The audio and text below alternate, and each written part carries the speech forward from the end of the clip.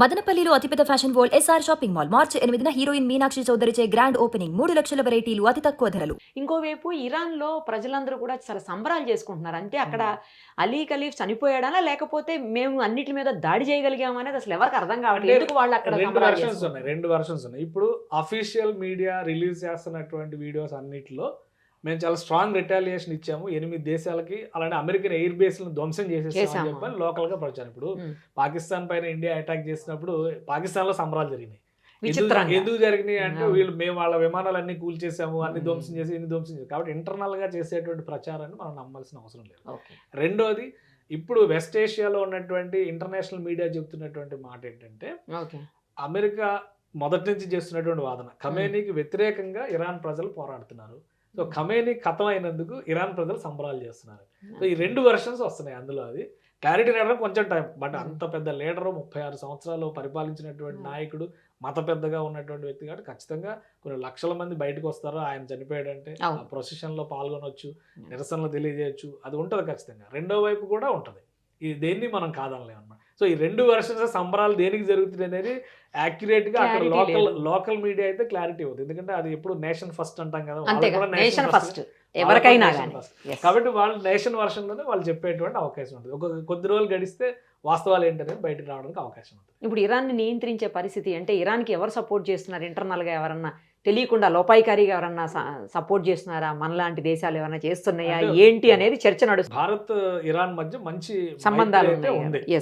ఇక్కడ ఒక కొన్ని ఈక్వేషన్స్ మనం చూస్తే ఈ చుట్టుపక్కల ఉన్నటువంటి దేశాలన్నీ కూడా మళ్ళీ ఇస్లాంలో ఒక విభజన చూడాలి. ఇస్లాంలో రెండు బలమైన వర్గాలు ఉన్నాయి, సున్నీ షియాస్. మొదటి నుంచి కూడా సున్నీ వర్గానికి ఇరాక్ ప్రతినిధిగా ఉంది, షియా వర్గానికి ఇరాన్ ప్రతినిధిగా ఉంది. వీళ్ళిద్దరి మధ్య సప్తవర్ష సంగ్రామం అని 100 ఏళ్ల పోరాటాలని జరిగినాయి. సద్దాం హుస్సేన్ ఇరాక్ అధ్యక్షుడిగా ఉన్నప్పుడైతే మొత్తం దీన్ని తొడముట్టిస్తామని చెప్పని కూడా ఆయన ప్రకటనలు చేశారు. సో అంటే చారిత్రకంగా ఒక విభజన రేఖ ఉంది. అయినప్పటికీ భారత్తో ఉన్నటువంటి బంధుత్వానికి కారణం ఏంటంటే గతంలో అనేక సందర్భాల్లో ఇరాన్ నుంచి వచ్చినటువంటి రాజులు, చక్రవర్తులు చాలా మంది భారత్లో రాజ్యం చలాయించారు.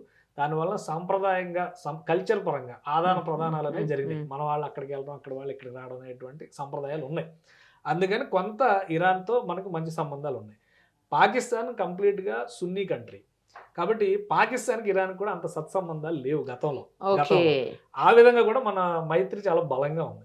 ఇప్పుడు అన్ని ఈక్వేషన్స్ మారినటువంటి నేపథ్యంలో ఆఫ్ఘనిస్తాన్ అమెరికా ఖాళీ చేసింది, ఇరాక్ ని అమెరికా ఖాళీ చేసింది. సో అమెరికా ఇక్కడ ఓన్లీ పర్షియన్ గల్ఫ్ లో తన ఉనికి కోసం మాత్రమే మెయింటైన్ చేస్తుంది. ఇప్పుడు మళ్ళీ పర్షియన్ గల్ఫ్ పైన బలమైన పట్టు సాధించడం కోసం కొన్ని దేశాలు తాపత్రయపడుతున్నాయి. గతంలో ఆఫ్ఘనిస్తాన్ విషయంలో రష్యా ఉబలాట పడిన మాట వాస్తవం. ఇప్పుడు కొంతవరకు డిస్టెన్స్ జరుగుతుంది. ఇప్పుడు బలపడుతున్నటువంటి దేశం ఏదైనా ఉందంటే చైనా అంతర్గతంగా అటు నార్త్ కొరియాకి, ఇటు ఇరాన్కి, ఇటు పాకిస్తాన్కి న్యూక్లియర్ ప్లాన్కి సపోర్ట్ చేస్తుంది అనేది బలమైనటువంటి విమర్శ, ఆరోపణ ఉంది. అనేక సందర్భాల్లో అంతర్జాతీయ వేదికలపైన కూడా అమెరికా, ఇతర పాశ్చాత్య దేశాలు కూడా ఈ అంశాన్ని రైజ్ చేసినాయి. సో దానికి సంబంధించి నిజంగా ఈక్వేషన్స్ ఉన్నాయా?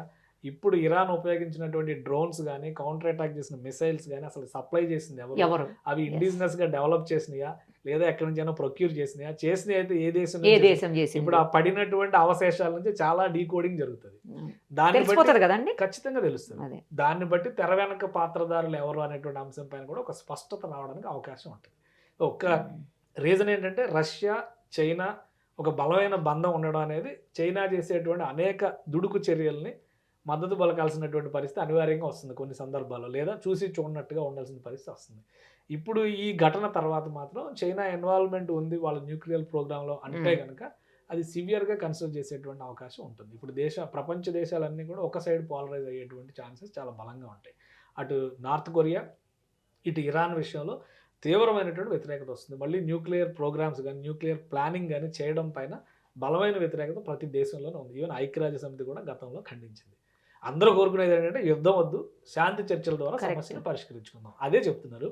బట్ ఇప్పుడు ఒక్కసారి కౌంటర్ అటాక్ జరిగింది కాబట్టి ఆ కౌంటర్ అటాక్ ద్వారా వచ్చేటువంటి ఆధారాలు ఏ విధంగా ట్రాక్ చేస్తారు, దాన్ని బట్టి ఏం చేయొచ్చు అనేది కూడా ఒకసారి మనం చూడొచ్చు. ఈ చైనా దుర్బుద్ధి ప్రతిసారి ప్రతి దాంట్లోకి అంటే బయటపడుతుంది. వ్యాపార ప్రతి దృక్పథం. ఎక్కడ జరిగినా కూడా, ఎక్కడ వారు జరిగినా చైనా ఏదో ఒక రకంగా ఎవరో ఒకటి పక్క నుండి రెచ్చగొడుతూ ఉంటుంది అనుకుంటా. అంటే అది యుద్ధ నీతి, మరి దాన్ని మనం ఏం చేయలేము. ఎవరి దగ్గర వ్యాపారం, ఇప్పుడు యుద్ధం చేసుకునే వాళ్ళు అందరం చేసుకోమంటారు, మీకు అమ్మే మేము అమ్ముతాం, వాళ్ళు అమ్మే వాళ్ళకి అమ్ముతాం. సో అంటే ఒక వ్యాపారం, రెండు దేశాలు యుద్ధం ద్వారా నాశనం అయ్యి ఇలాంటి కొనుగోళ్ల ద్వారా దివాలా తీస్తే లాభపడేది పక్కన ఉన్న దేశం.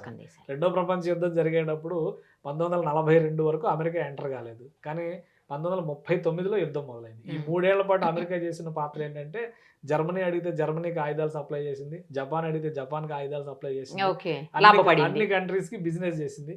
ఎప్పుడైతే జపాన్ తొందరపడి పెరల్ హార్బర్ మీద అటాక్ చేసిందో, అంటే అమెరికా స్థావరం మీద అటాక్ చేసిందో, అప్పటి నుంచి యుద్ధంలోకి ఎంటర్ కావడం, మిగతా దేశాలు ముఖ్యంగా యూరోపియన్ దేశాలన్నీ కూడా అమెరికా వచ్చిన తర్వాత బలం వచ్చిందనేటువంటి సంతోషానికి వెళ్ళడం జరిగింది.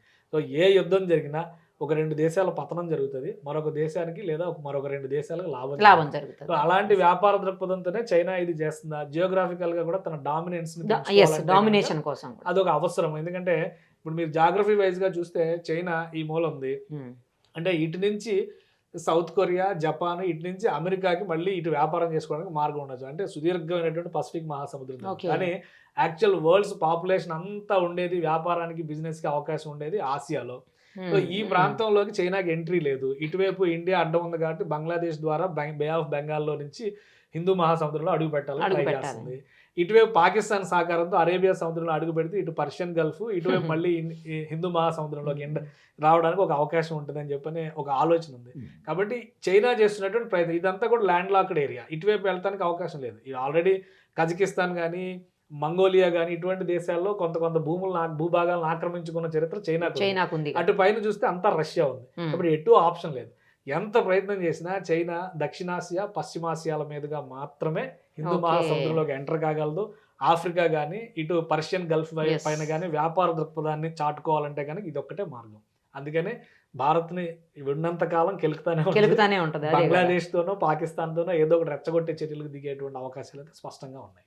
ఇప్పుడు ఇదేమన్నా థర్డ్ వరల్డ్ వార్కి దారి తీసే అవకాశం ఉందో, కొంతమంది అలా కూడా అంటున్నారు. అసలు ఇప్పుడు ఉన్నటువంటి జనరేషన్ టెక్నాలజీలో నా ఉద్దేశం ప్రకారం థర్డ్ వరల్డ్ వార్ అనేది రానే రాదు, అసలు ఎప్పటికీ రాదు. ఎందుకంటే ఇది కంప్లీట్ గా అమెరికాలో డొనాల్డ్ ట్రంప్ ఆయన ప్రెసిడెన్షియల్ సూట్ లో కూర్చుని యుద్ధం ఎలా చేయాలో చేయించాడు. అలానే ఇజ్రాయెల్ ఎక్కడో కూర్చుని యుద్ధం చేసింది. 2 సైన్యాలు ఎదురెదురు పడి చేసేటువంటి యుద్ధం పోయింది. కాబట్టి ఇప్పుడు అంతా టెక్నాలజికల్ వార్ఫేర్ జరుగుతుంది. ఒకవేళ పరిస్థితులు కనుక మరీ ఎక్కువైతే ఆసియాలో ఉన్నటువంటి దేశాల మధ్య యుద్ధంగా మారే అవకాశం, పశ్చిమాసియా దేశాల మధ్య యుద్ధంగా మారే అవకాశం. 2 వర్గాలుగా ప్రపంచం చీలిపోయి యుద్ధం చేసే పరిస్థితి ఎప్పటికీ ఉండదు ఇప్పుడున్నటువంటి పరిస్థితుల్లో. కానీ ఒకటి, ఇరాన్ కనుక సరెండర్ అయ్యి లేదా అమెరికా చేస్తున్నటువంటి ఆరోపణలకి సంబంధించి ఒక క్లారిటీ ఇచ్చే ప్రయత్నం చేస్తే పరిస్థితి వేరేగా ఉంటుంది. ఇజ్రాయెల్ సమస్య పరిష్కారం కానంత వరకు, ఇజ్రాయెల్ పాలస్తీనా వివాదం పరిష్కారం కానంత వరకు పశ్చిమాసియాలో మాత్రం ఈ మంటలు రగులుతూనే ఉంటాయి. లెట్ us see అండి, త్వరగా అన్ని మీరు అన్నట్టు చర్చల ద్వారా పరిష్కారం దొరకాలి అని చెప్పేసి ఆశిద్దామండి. Thank you so much.